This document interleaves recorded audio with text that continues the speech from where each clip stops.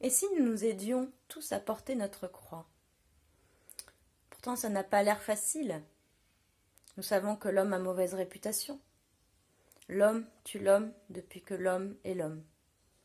À ce titre, nous faisons bilan égal avec le règne animal. On s'émeut souvent devant la chasse d'un lion attaquant une antilope. Mais l'horreur passée, nous continuons d'aller au zoo admirer tous ces beaux prédateurs, sans une once de ressentiment pour leurs crimes passés. Ce qui rend nos crimes différents et nous éloigne de l'animal, ce n'est pas notre intelligence, mais notre cruauté. L'animal n'est pas cruel, et quand la lionne déchire le cou de sa proie, on parle de fatalité. En revanche, quand l'homme tue, viole, pille, on ne souligne que son animalité. Drôle de paradoxe, non? Alors que celui-là, il vaudrait mieux le traiter d'humain, car nous ne nous réjouissons pas de le contempler dans son milieu naturel.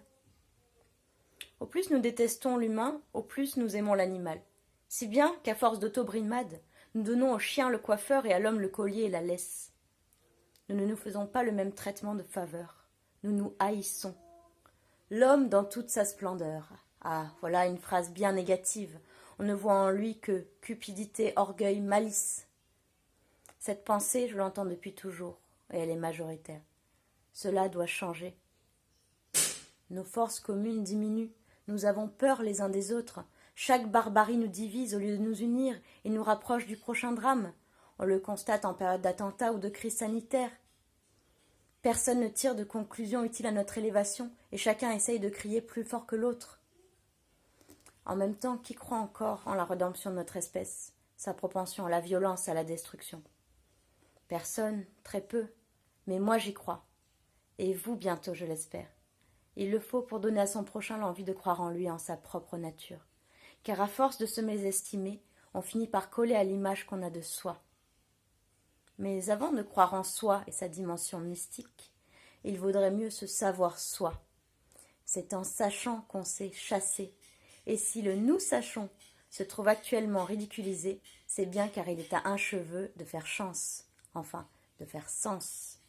La vraie chance que nous ayons de renouer avec notre genre humain, c'est de nous apprendre les uns les autres, de nous trouver en l'autre, lui qui apparaît trop souvent adversaire plutôt qu'allié, et qui pourtant est fait du même bois, plus ou moins craquelé par la vie.